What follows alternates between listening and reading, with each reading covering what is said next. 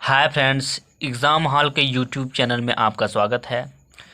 इस वीडियो में हम लोग क्लास 10th के हिंदी के 20 मोस्ट इम्पॉर्टेंट क्वेश्चन एमसीक्यू हल करेंगे। तो चलिए स्टार्ट करते हैं।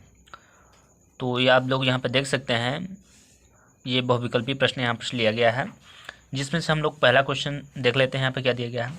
तो पहला क्वेश्चन हमारा है, शुक्ल युग की कालावधि है, मतलब शुक्ल युग की समय सीमा कितनी से कितनी मानी जाती है।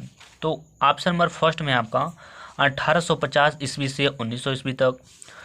ऑप्शन नंबर दूसरा है 1900 ईस्वी से 1920 ईस्वी तक। और ऑप्शन नंबर तीसरा है 1919 ईस्वी से 1938 ईस्वी तक। और ऑप्शन नंबर घ है 1938 से 1947 ईस्वी तक। तो आप सभी लोग जानते होंगे कि शुक्ल युग की जो कालावधि होती है वो 1919 से 1938 ईस्वी तक मानी जाती है। मतलब आपका ग वाला करेक्ट हो जाएगा। ठीक है, चलिए क्वेश्चन नंबर दूसरे की ओर चलते हैं। तो क्वेश्चन नंबर दूसरा दिया गया है, शुक्ल युग के सशक्त आलोचक एवं निबंधकार का नाम बताइए। ठीक है, क्या क्या बोला है, शुक्ल युग के सशक्त आलोचक एवं निबंधकार का नाम बताइए।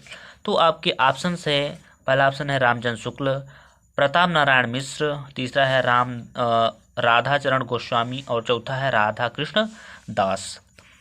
तो इस क्वेश्चन का राइट आंसर हो जाएगा रामचंद्र शुक्ल। रामचंद्र शुक्ल जो है शुक्ल युग के सशक्त आलोचक एवं निबंधकार माने जाते हैं। चलिए क्वेश्चन नंबर तीसरे की ओर चलते हैं। तो क्वेश्चन नंबर तीसरा है, उपन्यास भूले बिसरे चित्र के लेखक कौन है। कहने का मतलब ये भूले बिसरे जो ये एक रचना है, इसके लेखक कौन है। और इस रचना की विधा यहाँ पे बताया गया है, उपन्यास है। ठीक है, तो आपके ऑप्शन से पहला ऑप्शन है प्रेमचंद्र, भगवती चरण शर्मा वर्मा, यशपाल और वृंदावन लाल वर्मा।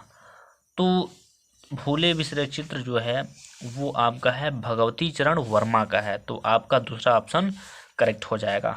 चलिए क्वेश्चन नंबर तीसरा को देखिए। क्वेश्चन नंबर तीसरे में आपको दिया गया है, निम्नलिखित कथनों में से कोई एक कथन सही है, उसे पहचान कर लिखिए। ठीक है, आपके ऑप्शंस हैं क्या, ध्रुवस्वामिनी नाटक के लेखक डॉक्टर राम कुमार वर्मा है। तो बिल्कुल ये तो बात गलत है, क्योंकि ध्रुवस्वामिनी के लेखक हैं जयशंकर प्रसाद और ये एक नाटक विधा की रचना है। ठीक है, दूसरा ऑप्शन है, क्या भूलूं क्या याद करूं, उपन्यास विधा की रचना है। तो बिल्कुल गलत है भाई, क्या भूलूं क्या याद करूं ये है आत्मकथा विधा की रचना है। ठीक है, चलिए अगला क्वेश्चन, अगला ऑप्शन दिया गया है, गोदान के लेखक प्रेमचंद हैं। ये देखिए बिल्कुल करेक्ट बात है, क्योंकि गोदान जो है प्रेमचंद्र की ही रचना है और जो कि उपन्यास विधा की रचना है। गोदान की विधा यदि पूछा जाएगा तो उपन्यास विधा की रचना है। ठीक है, तो आपका ग वाला जो ऑप्शन होगा वो करेक्ट हो जाएगा। ठीक, चलिए क्वेश्चन नंबर 5 को देख लेते हैं हम लोग, इसमें क्या दिया गया है। ठीक है, तो क्वेश्चन नंबर 5 में दिया गया है, निम्न में से शुक्लोत्तर युग के साहित्य की प्रमुख विशेषता क्या है, मतलब प्रमुख विशेषता क्या है। तो पहला ऑप्शन है, इस युग का साहित्य मार्क्सवादी विचारधारा से अनुप्राणित है। दूसरा ऑप्शन है, इस युग का गद्य सहज व्यावहारिक सामाजिक प्रवाहपूर्ण विचारशीलता और विषय विद्य से ओतप्रोत है। और आपका ऑप्शन नंबर सी मतलब ग में जो दिया गया है, इस युग में अलंकार विहीन गद्य की रचना हुई है। ऑप्शन नंबर डी में दिया गया है, विकल्प क और विकल्प ख दोनों ही करेक्ट है। तो आपका ऑप्शन नंबर डी क्या हो जाएगा, करेक्ट हो जाएगा, क्योंकि शुक्लोत्तर युग की साहित्य की प्रमुख विशेषता क्या है, इस युग में ये क्या बोले साहित्यकार मार्क्सवादी विचारधारा का अनुप्रमाणित भी हुआ था। और क्या हुआ था, इस युग में गद्य सहज व्यवहारिक सामाजिक यानी प्रवाहपूर्ण विचारधारा और वैश्विक की ओर, ये भी आपका करेक्ट हो जाएगा। तो मतलब आपका ऑप्शन नंबर डी क्या हो जाएगा, करेक्ट हो जाएगा। चलिए क्वेश्चन नंबर 6 को देखते हैं। क्वेश्चन नंबर 6 में दिया गया है, क्या दिया गया है, शुक्लोत्तर, क्या बोला है, शुक्लोत्तर युग की समय सीमा बताइए। वहां पर शुक्ल युग की पूछा था पहले क्वेश्चन में, यहाँ पर शुक्लोत्तर युग पूछा था। तो इसको काफी अच्छे से आप ध्यान रखिएगा। तो आपके ऑप्शन में नंबर पहले में दिया गया है 1938 ईस्वी से 1980 ईस्वी तक।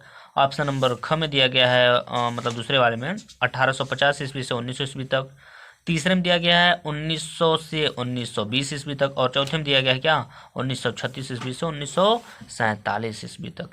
तो देखिए शुक्ल युग की सीमा हमने बताया था क्या 1919 से होता है कितना तक 1938 तक, ये शुक्ल युग की समय सीमा है। ठीक है, लेकिन यहाँ पर शुक्लोत्तर युग की जब बात की जाएगा तो 1938 से चालू होगा, 1938 से 1980 ईस्वी तक। मतलब आपका ऑप्शन नंबर फर्स्ट क्या हो जाएगा करेक्ट हो जाएगा। ठीक है, चलिए क्वेश्चन नंबर 7 को देख लीजिए।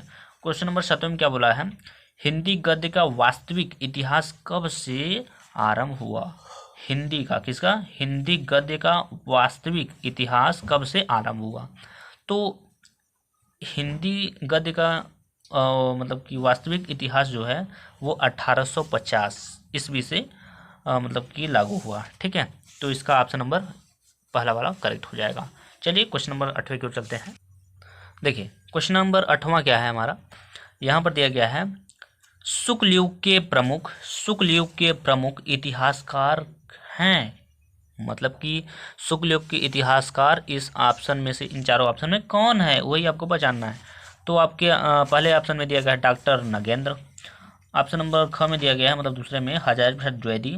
ऑप्शन नंबर सी में है मतलब कि ग वाले में बाबू गुलाब राय। और घ में दिया गया है इनमें से कोई नहीं। तो शुक्ल युग के प्रमुख इतिहासकार हैं आपके बाबू गुलाब राय। मतलब ऑप्शन नंबर ग में जो दिया गया है वो करेक्ट हो जाएगा। ठीक है, चलिए 19वां क्वेश्चन को देखिए। तो 19वां क्वेश्चन में पूछ रहा है शुक्लोत्तर युग के प्रमुख हिंदी आलोचक कौन है। मतलब शुक्लोत्तर युग के प्रमुख हिंदी आलोचक, क्वेश्चन को ध्यान से पढ़िएगा, प्रमुख हिंदी आलोचक। तो आपके ऑप्शन नंबर में दिया गया है पहले में आचार्य हजारी प्रसाद द्विवेदी। दूसरे में दिया गया है पदुमलाल, इसका मतलब होगा पंडित नंद दुलारे वाजपेयी हो जाएगा। ठीक है, ऑप्शन नंबर ग में दिया गया क्या विकल्प क व ख दोनों सही है। तो ये बिल्कुल सही है भाई, आचार्य हजारी प्रसाद द्विवेदी भी हैं और पंडित नंद दुलारे वाजपेयी भी हैं। तो ये ग वाला ऑप्शन क्या हो जाएगा करेक्ट हो जाएगा। चलिए क्वेश्चन नंबर 10वें को देखिए।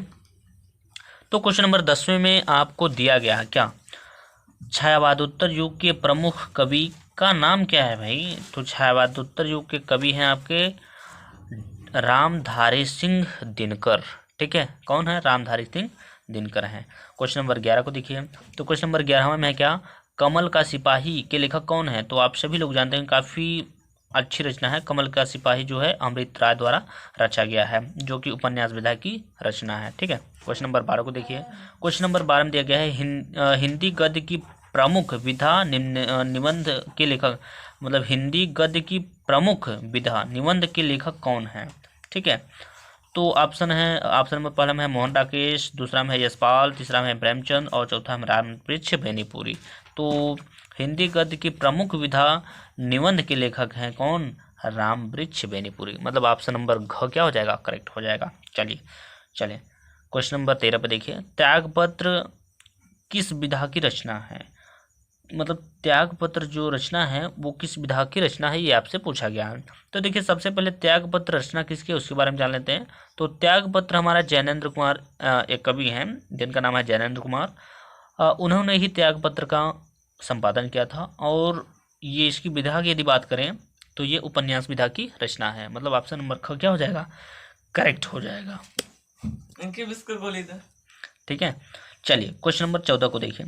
क्वेश्चन नंबर 14 में दिया गया है निम्न में से शुक्ल युग का नाटककार है। मतलब कि कौन से कवि इस ऑप्शन में बताइए जो शुक्ल युग के हैं, शुक्ल युग के नाटककार हैं। तो वो है आपके हरिकृष्ण प्रेमी जो है शुक्ल युग के नाटककार हैं। ठीक है, चलिए ऑप्शन नंबर क्या हो जाएगा करेक्ट हो जाएगा पहला वाला।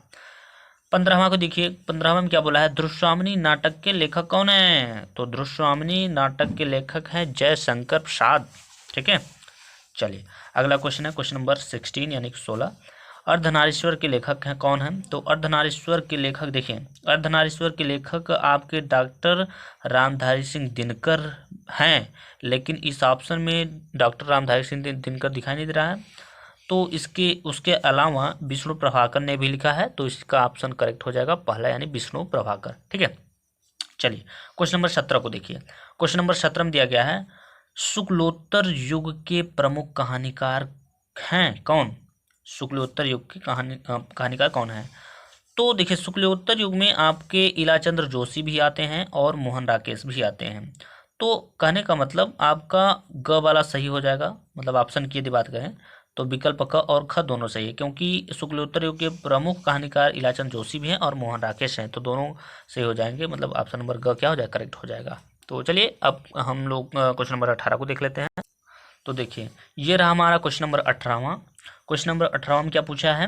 गोदान किस युग का उपन्यास है? ठीक है, गोदान किस युग का उपन्यास है? तो गोदान जो है शुक्ल युग की उपन्यास है और इसके लेखक है कौन? प्रेमचंद्र। कौन है? प्रेमचंद्र है। गोदान के लेखक हैं प्रेमचंद्र। बात करें यदि गोदान के लेखक की तो प्रेमचंद्र हो जाएंगे। और गोदान किस युग का उपन्यास है? तो शुक्ल युग का उपन्यास है।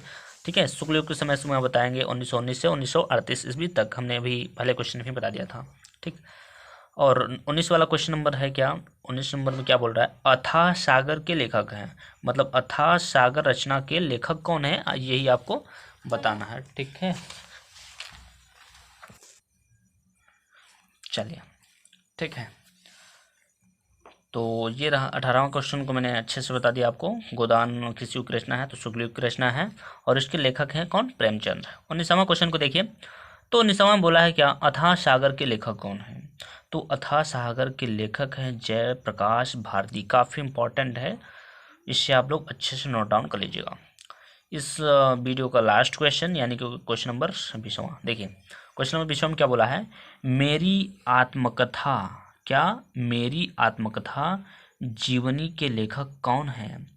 मेरी आत्मकथा, ये मत समझिएगा ये आत्मकथा विधा है, यहाँ पर मेरी एक आत्मकथा एक रचना का ही नाम है।